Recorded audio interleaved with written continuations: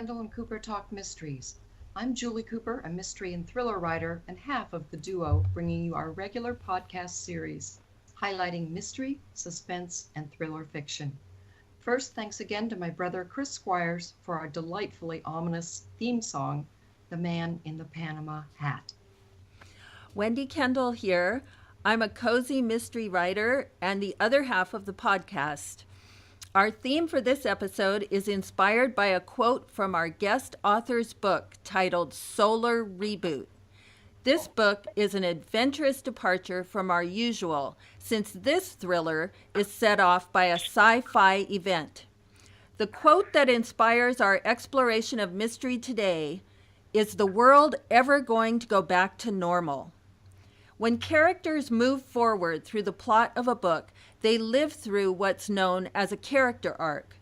This is true not only of the star protagonist, but also the other characters. The reader's given a glimpse into what was normal in the beginning of the story, and then there's change. The events sculpt who these characters are and who they will become. Their experiences change them, and at the end of the story, they've grown as individuals. What may occur over an extended time in real life occurs in a condensed period of time in our mystery novels. Our fun guest today is Matthew Hunt, and Solar Reboot is his debut novel. It's a story with a mystery that dawns within a science fiction setting. This read is filled with a very intriguing assortment of characters. Matthew D. Hunt is proof that it's never too late to follow your dreams. As he reached middle age, he was inspired by film icons Richard Hatch and Tony Todd to rework his entire life and pursue a career as an independent film producer/writer, where he rapidly became known for his unique ability to guide the creative process. Now, with numerous projects under his belt, such as Fifth Passenger, Junkie, and Nobility, to name a few, he's also made his novel debut with Solar Reboot. This book has won a Bronze Ippy Award for Science Fiction, gold medal winner of the 2018 Global eBook Award, and most recently is a finalist in the 2018 Washington State Book Awards. When not spending time with his family or advocating for children with type 1 diabetes, Matt is pursuing his other passion, coffee. He supports foundations and campaigns such as JDRF and the ASPCA. He also guides and works with up-and-coming filmmakers of the next generation. With his dry, twisted sense of humor, he's the type of person you want on set. He knows when to have fun, but also when to get down to business. And we're so excited to have him with us today. Welcome, Matthew Hunt. Thank you. Thank you. That was nice. Well, I want to jump right into your book, Solar Reboot, where there's a natural phenomenon, a solar flare that becomes deadly with its electromagnetic radiation's impact upon the world. The story focuses on the journey of members of a family that are separated across the country. The father and daughter are in New York City, and their wife/mother is in Seattle. So across the country, there's chaos, death, fear, planes are grounded, basic supplies and resources are quickly running short. What intrigued you about splitting the family up during a crisis? Well, I've had that worry myself, especially since traveling as much as I've had. At the start of all this, I was seriously concerned about leaving my family alone with stuff at the time that was going on. We were just after Katrina and all that. I guess it was a bit after that, but with my son's type 1 diabetic, and that was the first time. He was just leaving him. We got him a pump for his insulin before I left, and got it all set up so where it was only every 3 days that we had to change that. Of course, still monitoring constantly. So I don't know. It just set me off that way. I think it really works so well for the reader because you get more of an impact instead of being isolated just in one city and the impact there. You get to see it all the way across the country. It was really fascinating as a reader to get that. Analyzing the characters while they're under great stress is also so revealing of human nature. As they set out, your protagonist, Alex, a forest ranger, is concerned about desperate people they may meet in their cross-country sojourn to get back to Seattle. And he's wondering, if necessary, is he prepared to lie, steal, and even kill to keep his daughter safe and get home? Can you tell us a little about how you came up with your character, Alex? Yeah, actually, a little bit about all of them, but Alex in particular, if you're a father or a parent of any kind and you've been in a situation where you have to protect your child, there's so much that flashes through your head. I happened to be in a mall locally that had what they thought was a shooter but wasn't, but everybody just completely freaked out and was running in all different directions and complete chaos. And I had at the time I had my daughter with me, and my first thought was not about me but about her and what I would have to do if anything were actually going on. And so that leaned into both parents, but particularly Alex, because you don't hear a lot about stories about fathers and their children. It's usually mothers and the children. That's and so true. With my son, when he was diagnosed at 18 months, I actually quit my job at the office and actually started work at home for insurance reasons. It was cheaper for my wife had better insurance and I didn't. So with children's health, babysitting, or not babysitting, but daycare was more than I made at the time. Yeah. And so it was better for me to stay home. It was like $3,600 a month just for him. Yeah. Because of his diabetes. So I wanted Alex to be how I felt at times taking care of three little kids. So that character kind of came out of that, if that is clear. Yeah, that really is. It comes right from the heart. Cameron's the strong woman who's married to Alex.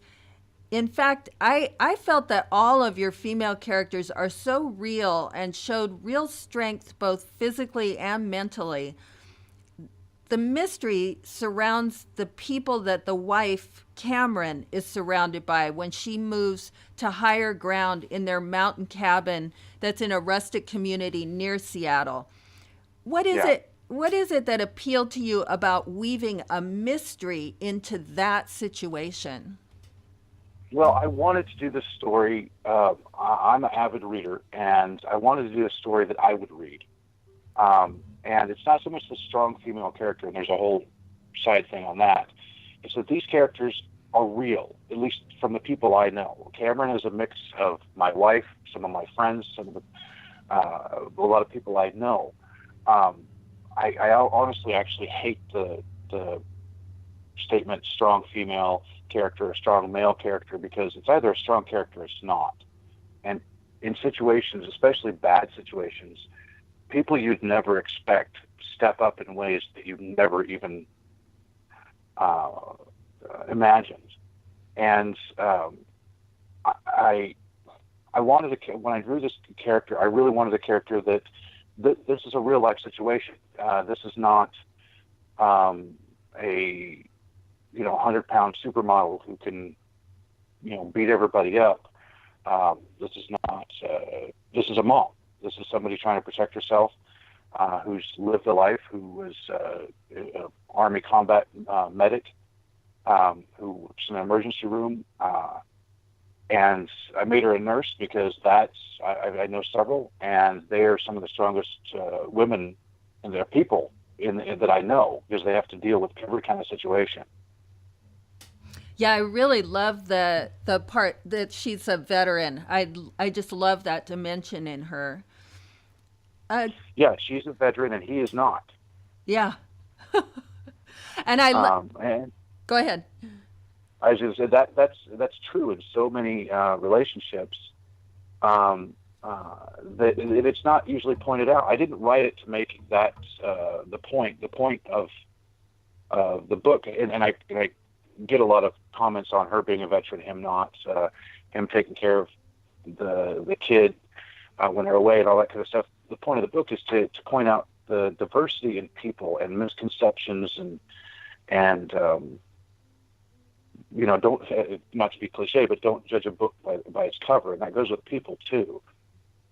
That's beautiful, and it really comes through in these characters. One of the characters who has a fascinating arc of growth in wisdom and maturity is a character that I felt so fully engaged reading about, and that's the daughter, Piper.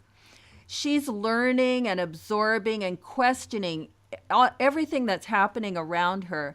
For example, her reaction when they meet one of the many interesting people as they go across the country. Dad, are we really going with him? I thought we weren't supposed to trust anyone.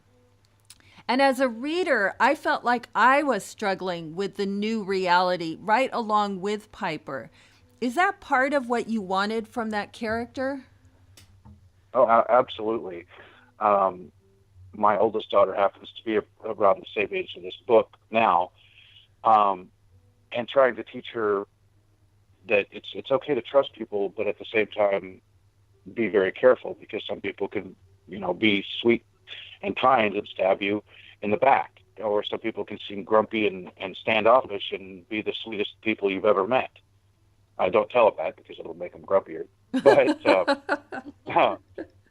yeah, I really wanted to show a child that obviously is, still that tween age where parents are idiots, but at the same time listening to her father and seeing the world around her change. And of course her father's trying to protect her, and that he's overprotecting her, and she realizes that.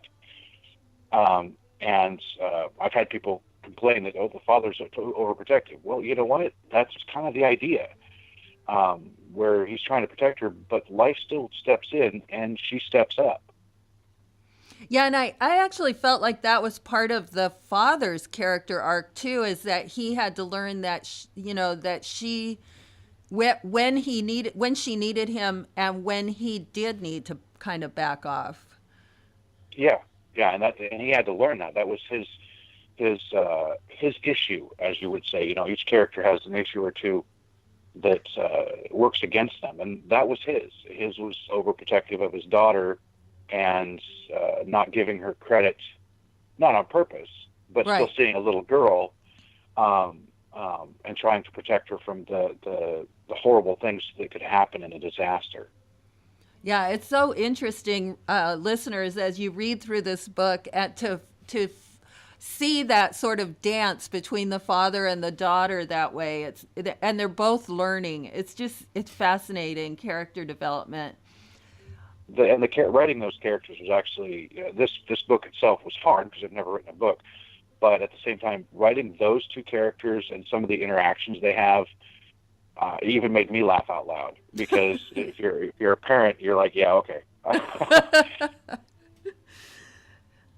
Well, one of the people that Alex and his daughter Piper meet in their dangerous journey is Denny, who tells them, for example, not everyone's looking for something to gain when they help other people out. Can you tell us about Denny and his importance to the plot? Denny's importance to the plot, I really like that character, and he's a hobo. He was a hobo before this, and he was a hobo after, as it were. I wanted to introduce a character, and I don't mention any race, creed, color, religion with this character. I wanted to introduce a character that most people would stay away from. You walk down the street or that kind of thing. stay away from him. That wasn't separated from society because of society, but was separated because he wanted to be. He wanted to travel. He wanted to do what he wanted to do, and didn't want to live life according to the rules. And that character was very important in Piper's growth, to learn that this guy might be scruffy and kind of dirty, but is a gentle, good soul. And that was important in her character arc, to have that ability. And it was also important in Alex's character part to trust this guy, because Alex is not a superhero. He's not,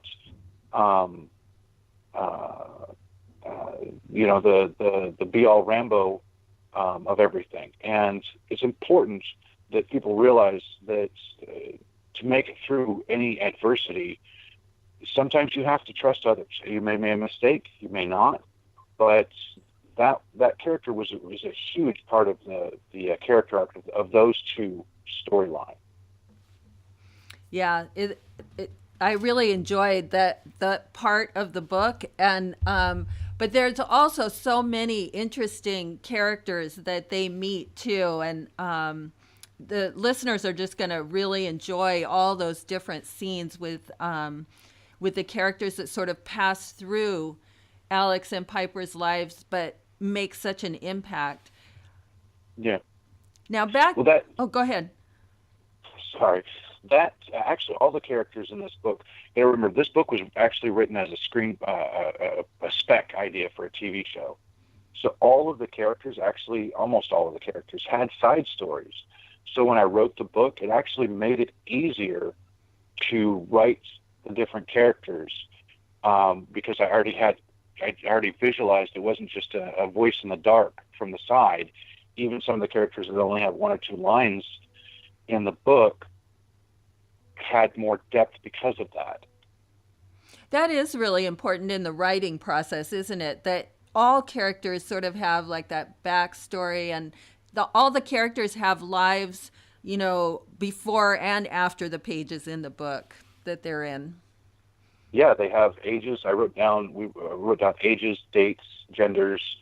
Some of them, prior occupations. Some of them, prior life information. And so it made that character fuller as I wrote it. And like I said, I had to turn it into a book, and that made it a lot easier. Now, back in Seattle, Cameron, the wife, is worrying about seeing her family again. She's also fighting for her own survival and trying to understand the community of survivors that are around her. And then she's plunged into a life and death mystery. So what are ways that you're using to build the suspense around whodunit? Well, in that, actually, it's kind of funny. With Alex and Piper trying to come home, she needed just a strong story on the other side. So it's kind of almost two books in one, because she has to deal with a community of people.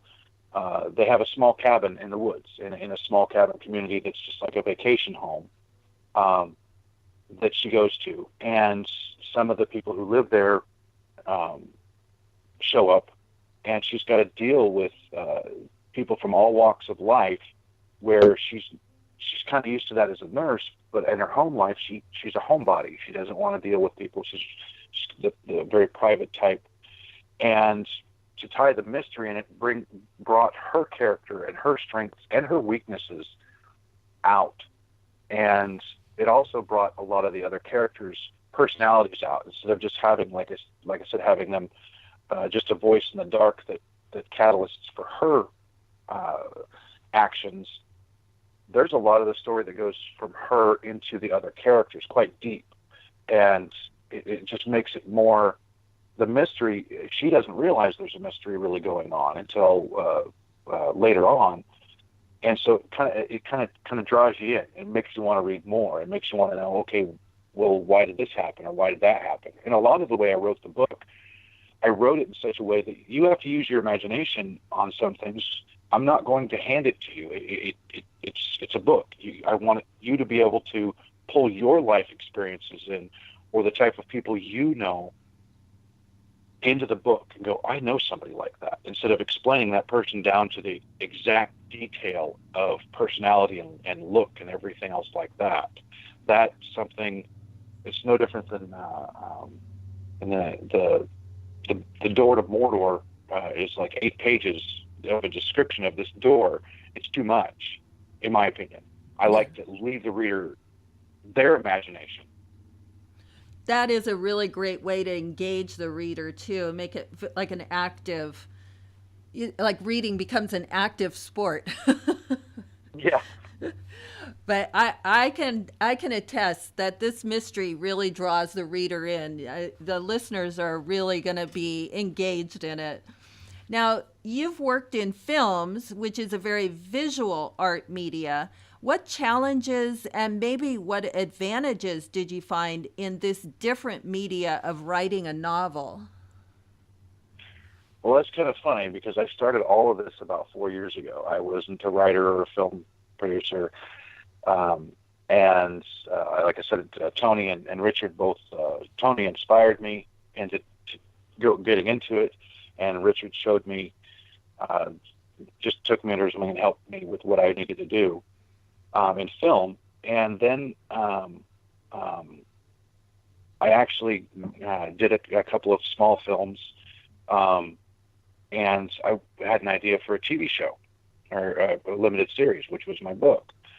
And it wasn't a book, obviously, at the time. It was just a spec. And I actually floated it to a couple of studios.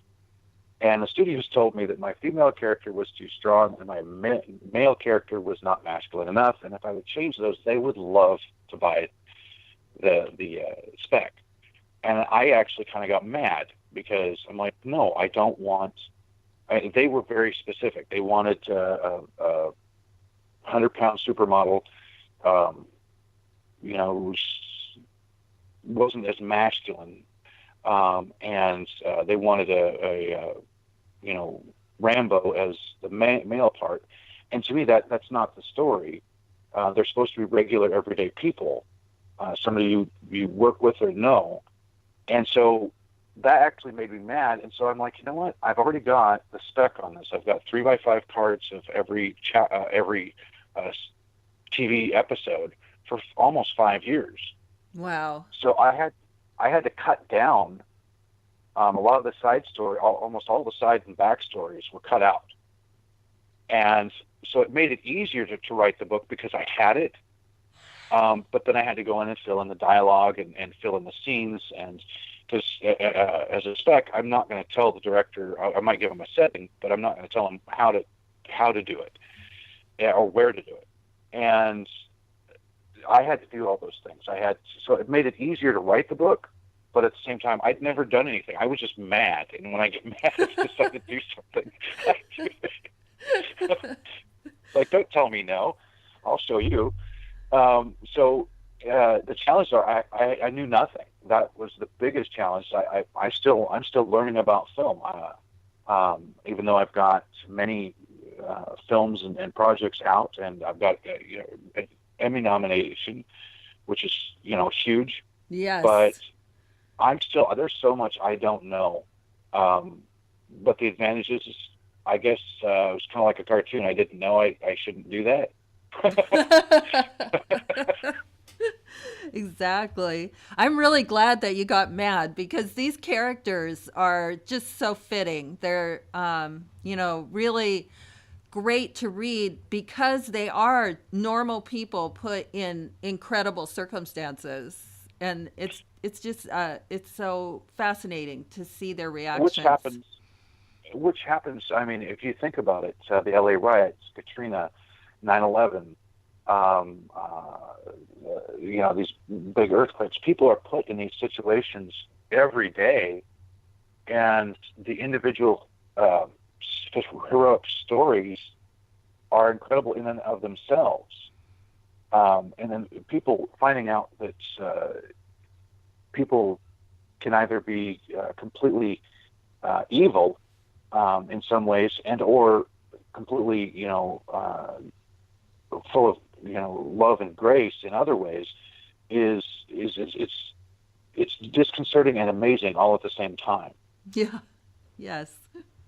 Well, Matt, I'm excited that you're going to treat us to a reading today, and I think it's an excerpt that is going to give us a picture of, especially Alex and Piper, right at the beginning of their sojourn, and where their world is starting to change.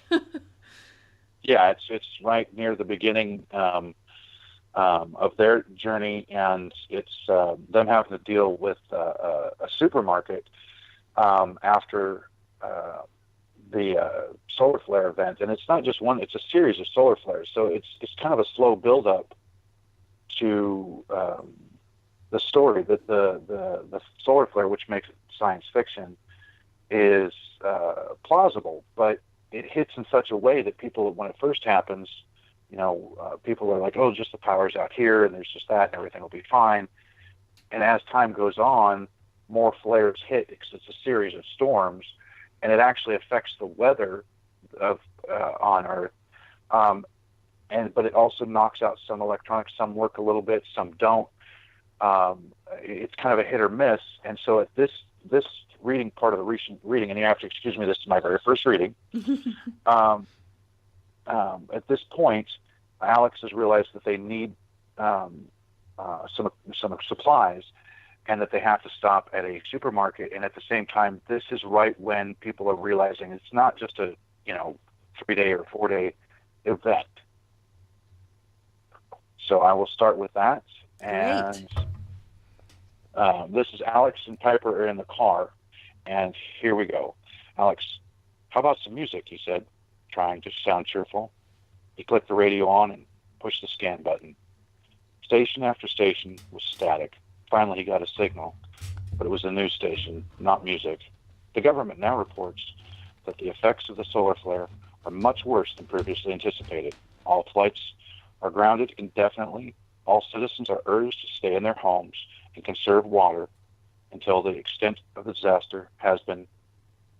His hand darted to the dial and twisted it all the way to the left. Silence settled once more. Maybe no radio just now, he muttered. Piper stared out the window. Walmart was berserk. The moment he pulled into the parking lot, Alex strongly considered turning around and heading back to the freeway again. Every parking space was taken, so he eventually took a handicapped spot. It gave him a moment's twinge of guilt. But no one was paying attention, and he knew exactly what he'd come here to get. They'd only be there a minute. He realized his mistake once he got inside. The parking lot was full. The store was stuffed to the gills.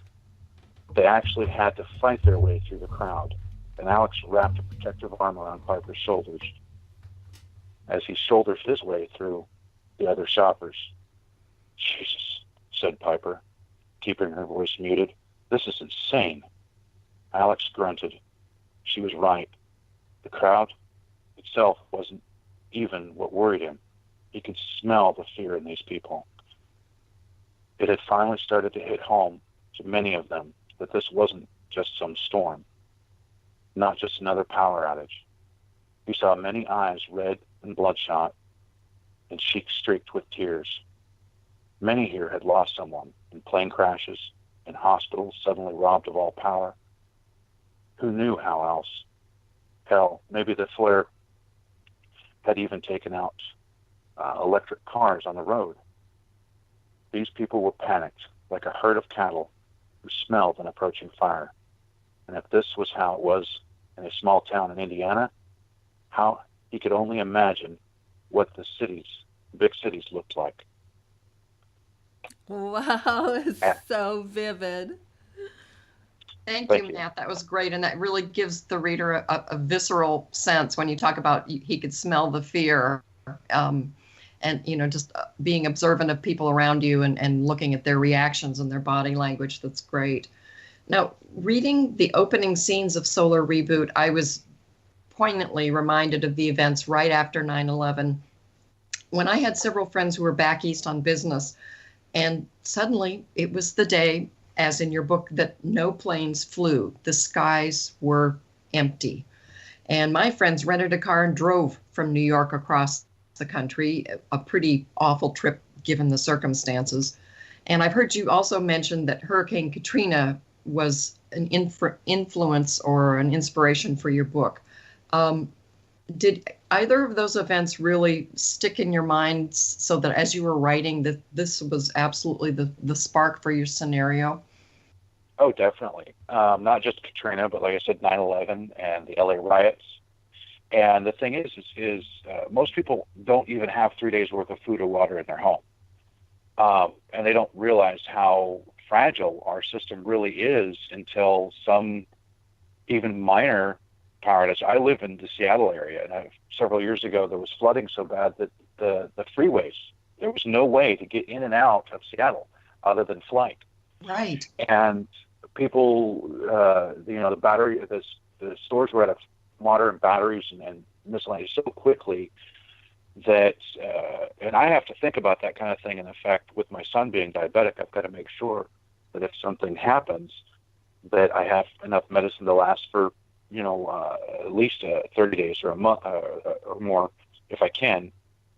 And again, people just they don't think about it. Like this scene that I just read, I've been in, I was in the earthquake in '89 in San Francisco, and that seeing people, and I learned then to watch people, because people react completely differently as a crowd than they do as an individual. And you see it in every disaster, that these crowds turn into mobs very, very quickly. And a situation where you may be safe one moment, look at Charlottesville just recently. Yes. Where you may be safe one moment and not the next. You could actually avoid that if you're paying attention and watching what the feel of the crowd is. How I'm sure most of you have been in situations where it's palpable. You can feel the nervous tension. And one small thing could spark that into violence. So yeah, Katrina and what happened there really did inspire this. And it wasn't about superheroes. It was about the everyday person that should and could be prepared for events like this. Good point. And also a very good reminder for all of us to update our emergency preparedness kits. That has been on my list for the entire summer, and I still haven't done it. So this is a good jog for my memory to take care of something very important. And what's funny ahead. is somebody just recommended that I actually write a prep book for the everyday person. And I'm like, you can go to the emergency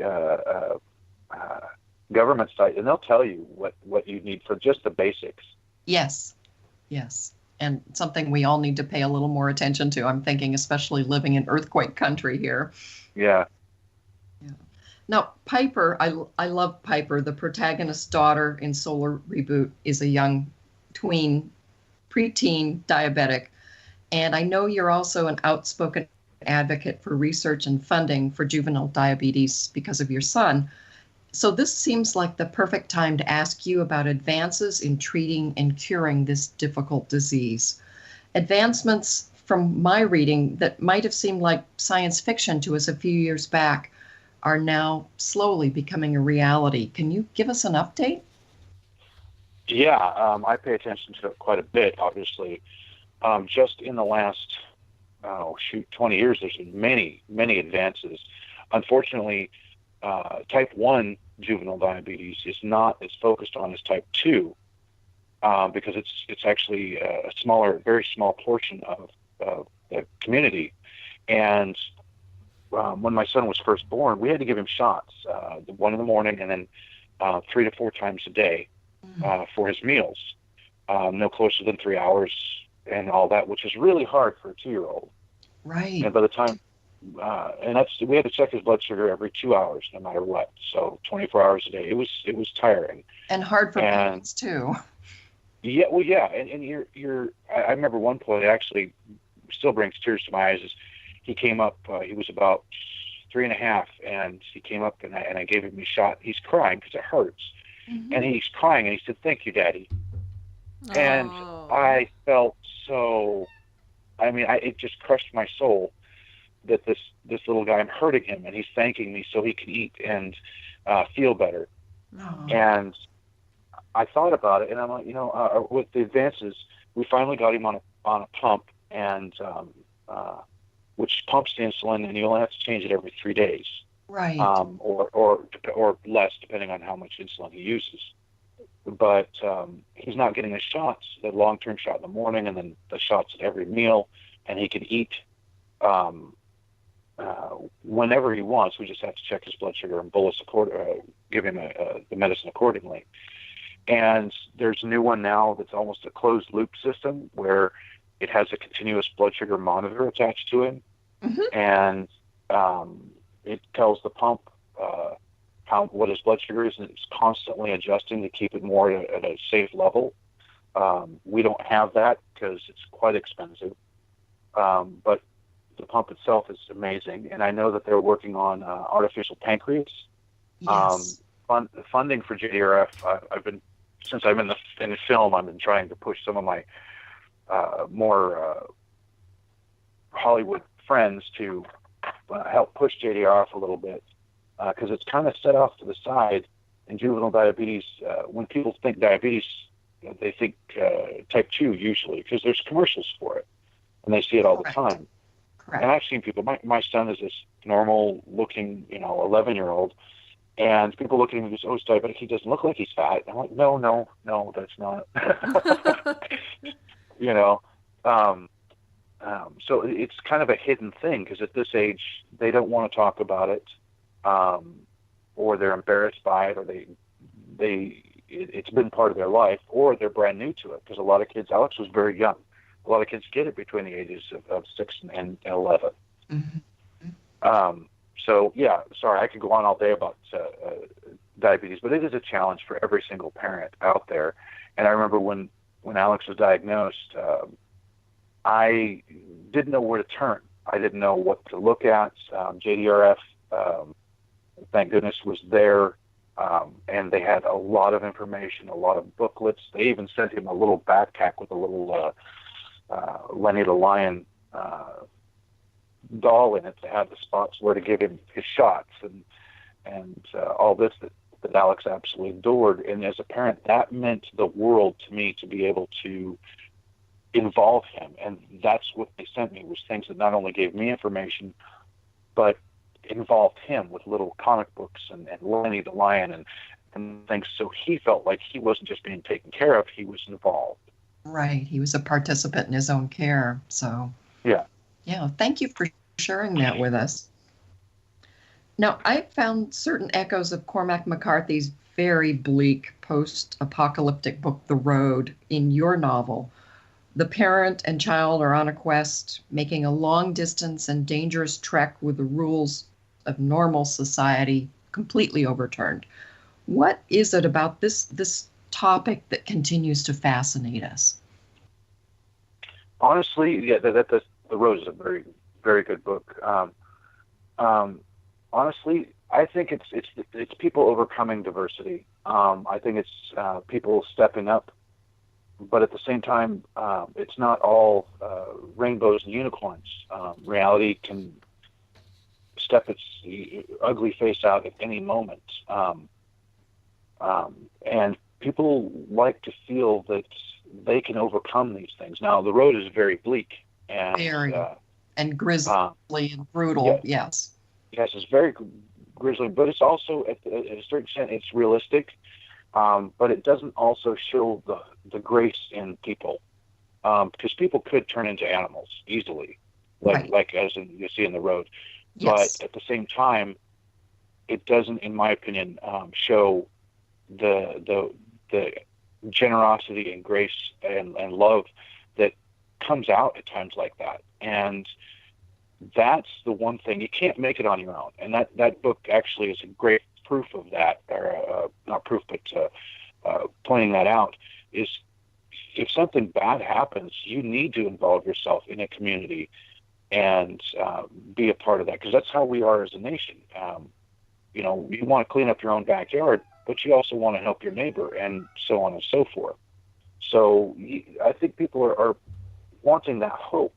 So The Walking Dead and all these, yes, they're very grisly, but if you look at the story, it's about the characters and the character arc and the changes. And one character who doesn't want to kill anything, it turns out, and says, you know, reality, I'm going to have to. And that arc, people are fascinated with that, I believe. I think so. And it has lessons for all of us, certainly in terms of today's political conversations, for sure. Yeah, unfortunately, it's not just the political conversations in today's environment. It's we're becoming polarized as a nation. He versus she, they versus them. All these things where it used to be, yes, my football team is great, but I'm not going to get into a riot about it. But hey, we're all American here. We're all for each other in the long run, but we're going to have the contest in the middle. Now it's, if you don't agree with anything I say, you're completely evil or wrong, and I hate to see that. It's sad, but I'm hoping it will turn. I hope so too. Now, you're described as a film producer, an actor, a writer, a screenwriter, along with being a devoted family man and a cat wrangler. What's your favorite occupation? Dad. Nice. Okay. Honestly, I love. What's funny is the film and the book and other things I'm working on, they're all creative, and I love that. I just finished up a script with Tim Russ that we're going to be putting out, shopping. But sitting down and working with other writers and or directors or even authors, I love the creative side of it. It doesn't matter. You give me 10 minutes and give me a description of what you want to do, and I can expand on it. I love that. But a lot of my character personalities and such come from being a dad. I mean, the kids, my kids are very close together. They're all about a year apart. And seeing them grow and be so different is, at the same frustrating, but at the same time extremely funny. So that's my favorite occupation, is being a dad. But I really do love the creative aspect of film and book, and I love working with new and upcoming people. I don't believe that everybody has a story. Everybody, when I do panels or conventions and I talk to new writers and or screenwriters, that part I love. I love teaching. Even though I'm still new to it myself, I'm successful, and I love to impart that on to other people. And I learn things. As soon as I stop learning about any of this and I think I know everything, it's time for me to move on. Good advice. Now, I have to ask, any chance of a sequel to Solar Reboot? And can you tell us without exposing a spoiler? There is a chance of it. I'm new to being an author, so I've managed to throw myself headfirst into several pitfalls. But yes, there is a chance of another, actually 1 to 2 more books. It's a lot of work, and it's a lot of time and money. But Solar Reboot is starting to take off, and people are starting to enjoy it. And my goal with writing it wasn't so much to, like I said, I got mad about it, but I wanted a story that somebody would read the book and enjoy it so much that they put it back on their bookshelf to read again at another time. And that's what I do. I've probably got 1,000 books, and I've read them all several times. But if I really like the book, it goes back on my shelf, and I'll read it in a year or two. So, yeah, there are a couple of books that I'm considering off characters. One would be about one of the characters in the book, from his point of view from before, just before the solar storms, and then his meeting with the family, and then what happens to him after he moves on. And then another book I considered and then kind of got an outline on is a couple of years after they get back together, and what's going on then, not only with them, but worldwide and politically, because the flare doesn't just hit the United States. This book just happens to be based here. I did a lot of, funny thing is, I did a whole lot of research on solar flares before I did the book, and while I was doing it, and the power grid and everything else. Even though that's the catalyst for the book, it's one of the actual biggest threats to the Earth, other than humans themselves, is the possibility of these solar flares. And if the Earth is turned just the right way, almost 80% of the population of the Earth would be hit by these flares. Now, imagine all of our electronics suddenly, one after the other going down, and telecommunications and satellite, as in Katrina when things failed. But on a worldwide nation where Iceland and Greenland and Tanzania and some of these smaller areas weren't hit. So, but Russia, China, the U.S. are hit by something like this. So yeah, that would be my only gives on those. Wow. That would be such a daunting prospect. We're so, I would say, is. over dependent on technology. We'd be helpless. Yeah. Now, Matthew, I know you've been shortlisted for the Washington State Book Awards for 2018. What does that kind of recognition for you as a debut author mean to you? Oh, it's neat. It's surprising. Each one of the awards that my book has won, I just sent them out. I didn't know what I was doing. I just finished the book, and when I published it in July, I just sent out what I thought, by reading the interwebs, which is not exactly the best place to go for information sometimes.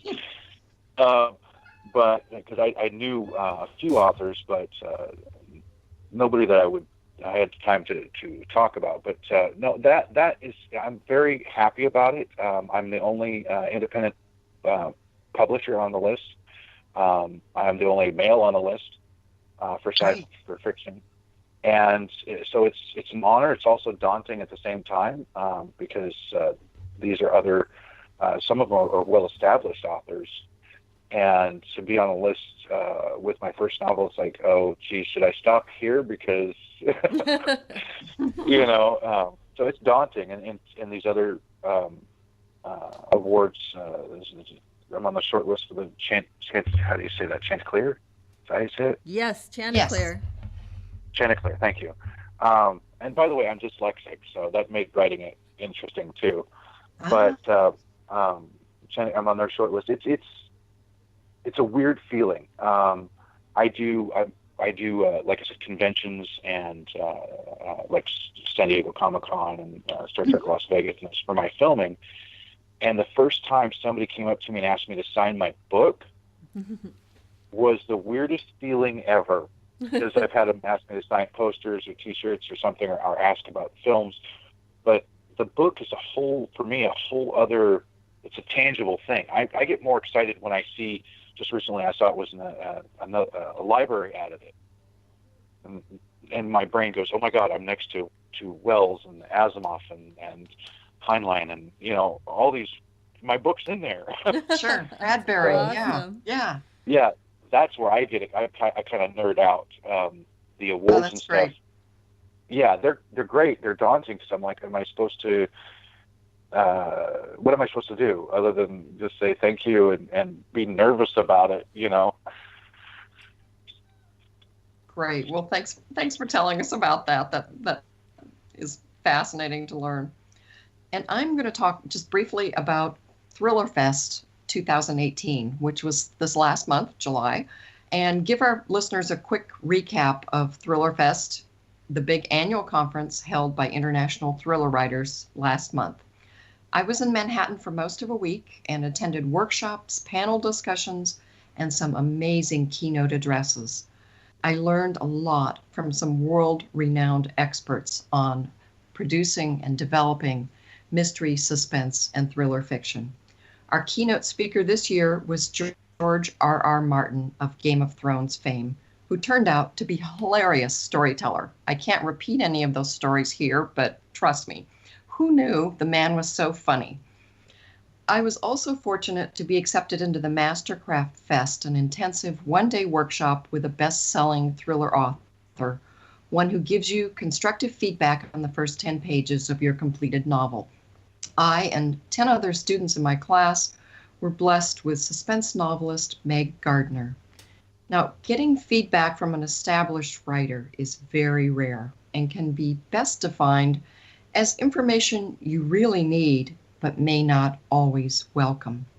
Her comments on my work, however, enabled me to tear down my opening scene and completely rewrite it the way it really needed to be. A much more powerful and insightful start to my book, and something I've been struggling with for a long time. It was truly an aha moment with a light bulb turning on over my head, and also a kick in the pants when I needed it. Attending Thriller Fest is a great opportunity to hear national and international best-selling writers speak, to meet them, and to ask questions. There was a memorable address on the topic of revelation by American novelist and mystery writer Walter Mosley. His words on creativity and writing are something that I'll remember forever. And then there was pitching to New York agents and editors, always a stressful process for any writer who seeks to be traditionally published. Pitching, for those who've never been through the process, is like speed dating, only for your book. You're trying in 90 seconds to say just enough about your novel to get an agent interested in requesting a partial or full manuscript for evaluation. My outcome was very positive, so after the manuscripts have been submitted, the writer waits and hopes for that phone call. I'll keep you posted. Thanks, Julie. Today I wanted to talk in my segment a little about world building and taking a trip up to Abergavenny. Matt's sci-fi book with a mystery reminded me that mysteries with setting as part of the plot give me an added dimension of interest. Believe me, it's not just sci-fi and fantasy books whose authors are world building.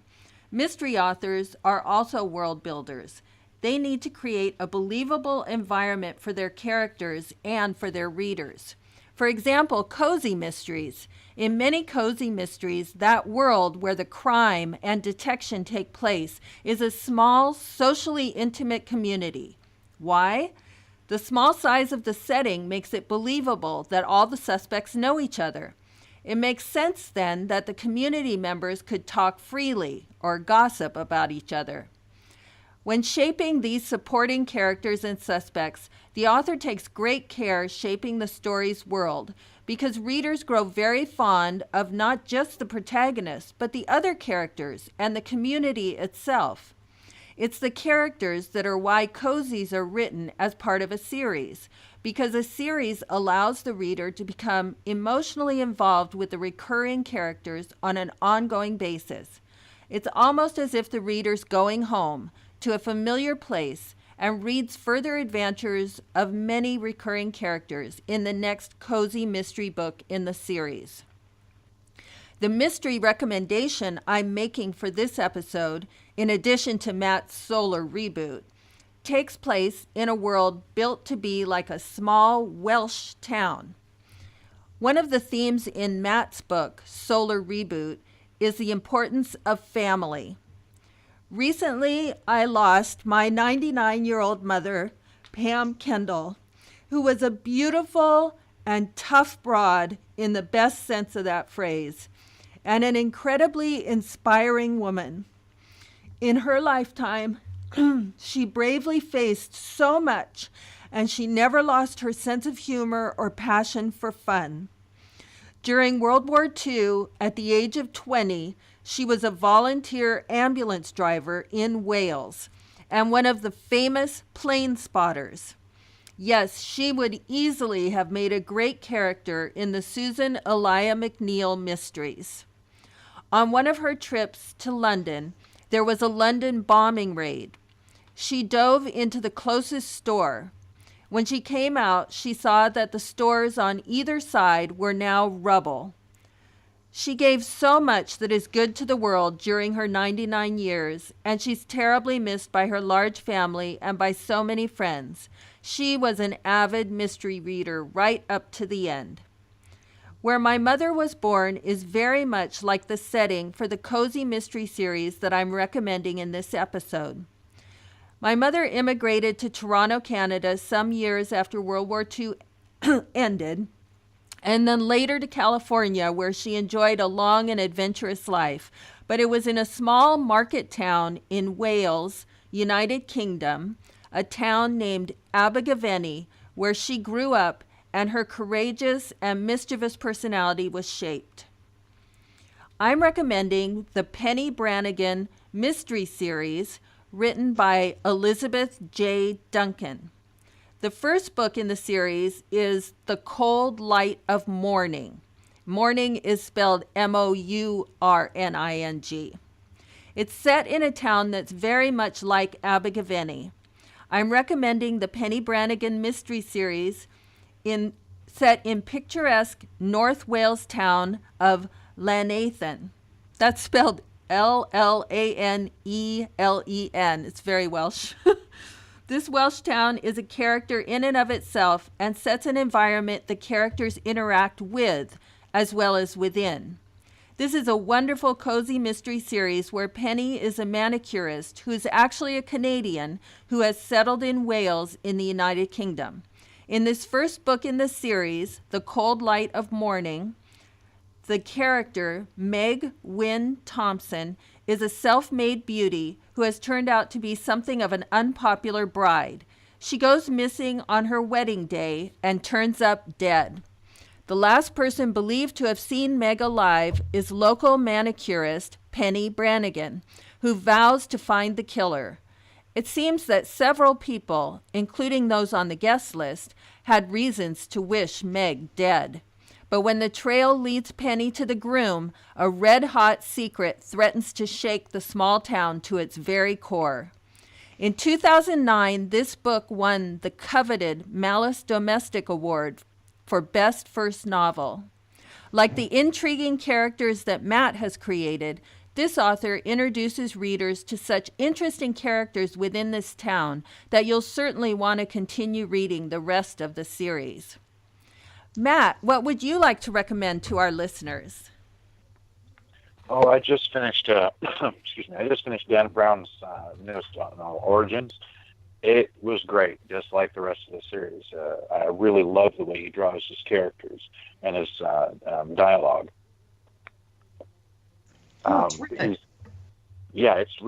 It's very good. Going to have to be on the lookout for that one. And I'm going with a classic here for my recommendation. It's called Devil in a Blue Dress by Walter Mosley. This book is a true hard-boiled detective mystery in the best noir sense. Written in 1990, this was Mosley's first novel, winner of a Shamus Award for Best First PI Novel. Our protagonist is Ezekiel Easy Rawlins, a World War II veteran who comes to LA looking for work and finds big trouble instead on the mean streets of Watts and especially in more affluent parts of the City of Angels. Easy is tasked with finding an enigmatic missing white woman, one who spends time in the jazz clubs and bars in the African American community. Easy's best friend is Raymond Mouse Alexander, called in to help him when the case turns deadly. But Mouse's volatile nature causes Easy to have second thoughts as the body count rises. Easy tracks conflicting leads to find the devil in the blue dress and discovers that no one is what they seem. This book's a classic because it's one of the first novels in the ethnic detective fiction category, featuring a black protagonist as the detective. Easy's use of African American English, Mosley's distinctive voice which comes through all his characters, and the commentary on post-war race relations makes this book a standout. The 1995 film with Denzel Washington as Easy and Don Cheadle as Mouse is riveting as well and well worth looking at. And one quick addition, For those of you who like historical suspense, you may recall I recommended a book last year called The Miniaturist. Well, I just learned that it's going to be on Masterpiece Theater as a 3-part series on PBS. Look for this spine-tingling thriller set in 1686 Amsterdam, starting Sunday, September 9th. In closing, we'd like to thank Matt Hunt for joining us today and telling us all about solar flares and juvenile diabetes and everything else that we've discussed. So keep reading and keep writing, and don't forget to subscribe to Kendall and Cooper Talk Mysteries so you never miss an episode. Thanks again.